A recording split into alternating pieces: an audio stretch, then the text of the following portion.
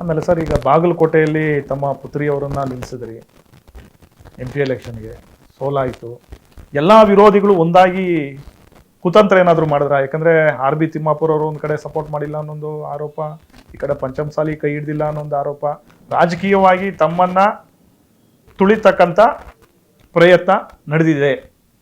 ಇಲ್ಲ, ಬಾಗಲಕೋಟೆ ಜನ ಭಾಳ ದೊಡ್ಡ ಸಹಾಯ ಮಾಡಿದ್ದಾರೆ. ಯಾರೇ ಜನರು ಏನೇ ಮಾತಾಡಿದ್ರು ಕೂಡ ಅದಕ್ಕೆ ನಾನೆಲ್ಲ ಸೊಪ್ಪು ಹಾಕೋದಿಲ್ಲ.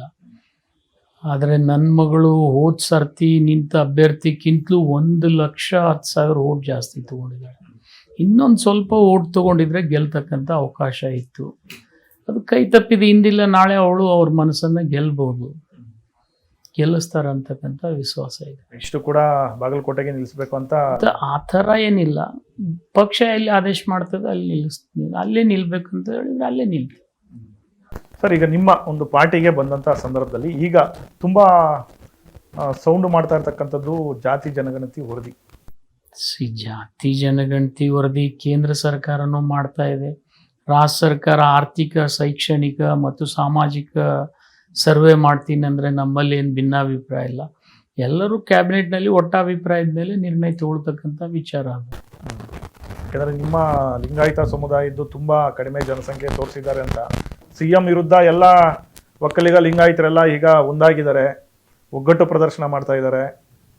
ಈ ಒಂದು ವರದಿನೇ ಸರಿ ಇಲ್ಲ, ಅಂಕಿಅಂಶಗಳಿರ್ತಕ್ಕಂಥದ್ದು ಎಲ್ಲವೂ ಕೂಡ ತಪ್ಪು, ಅವೈಜ್ಞಾನಿಕ ಅಂತ ನೇರವಾಗಿ ಹೇಳ್ತಾರೆ. ಅಂದರೆ CM ಸಿದ್ದರಾಮಯ್ಯನವರ ವರದಿ ಸರಿ ಇಲ್ಲ ಅಂತ.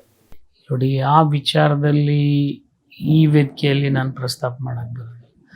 ನಾವು ಯಾವುದೇ ನಿರ್ಣಯ ಕ್ಯಾಬಿನೆಟ್ನಲ್ಲಿ ತಗೊಂಡ್ರೆ ಅದು ಸಾಮರಸ್ಯದಲ್ಲೇ ತಗೊಳ್ತೀವಿ. ಅದರಲ್ಲಿ ಎರಡು ಮಾತಿಲ್ಲ.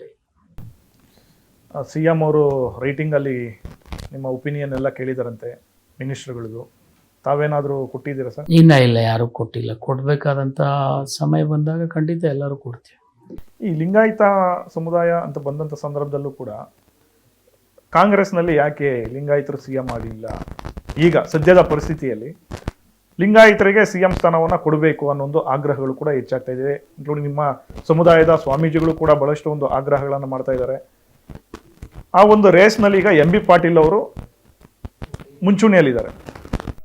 ಈಗ CM ಕುರ್ಚಿ ಅಂತೂ ಖಾಲಿ ಇಲ್ಲ, ಅದು ಅಪ್ರಸ್ತುತ ಮಾತನಾಡಿ.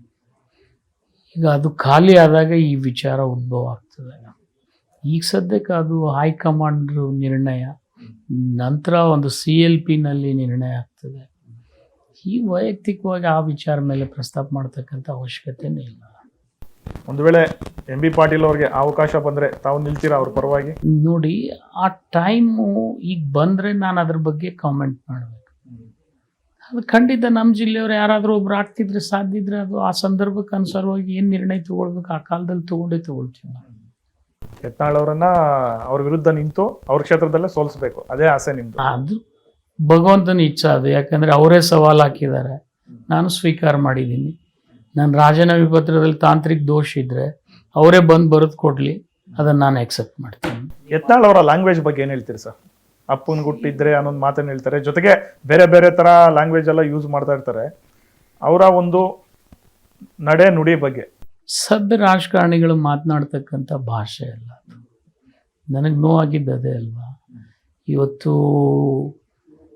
ನಾನು ವೈಯಕ್ತಿಕ ಟೀಕೆ ಮಾಡಲಿ, ನಾನು ಸ್ವಾಭಾವಿಕವಾಗಿ ತಪ್ಪು ಮಾಡಿದರೆ ಅದ್ರ ಬಗ್ಗೆ ಹೇಳಲಿ, ನನಗೇನು ನೋವಿಲ್ಲ. ಆದರೆ ಇದನ್ನು ತಂದೆ ತಾಯಿ ಬಗ್ಗೆ ಮಾತನಾಡೋದು, ನಿಮ್ಮ ಸರ್ನೇಮ್ ಬಗ್ಗೆ ಮಾತನಾಡೋದು, ಇದು ಯಾವುದು ಈಗ ರಾಜಕಾರಣದಲ್ಲಿ ಇದ್ರದ್ದು ಅವಶ್ಯಕತೆನೇ ಇಲ್ಲ. ನಾವು ನಮ್ಗಿಂತಲೂ ಒಂದು ಹೆಚ್ಚಿಗೆ ಕೆಲಸ ಮಾಡಿ ನಾವು ಮಾಡಿದ್ದೀವಿ, ಇವ್ರು ಮಾಡಿಲ್ಲ ಅಂತ ಹೇಳಿದರೆ ಅದು ಒಂದು ಸ್ಪರ್ಧಾತ್ಮಕ ಟೀಕೆ ಅದು.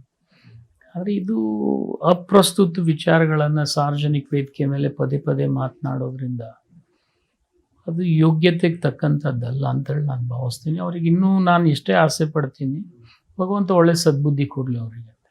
ಸರ್, ಆಮೇಲೆ ಈಗ ಪ್ರಮುಖವಾಗಿ ಕಾಶ್ಮೀರದಲ್ಲಿ ಉಗ್ರರ ದಾಳಿ ಆಯಿತು.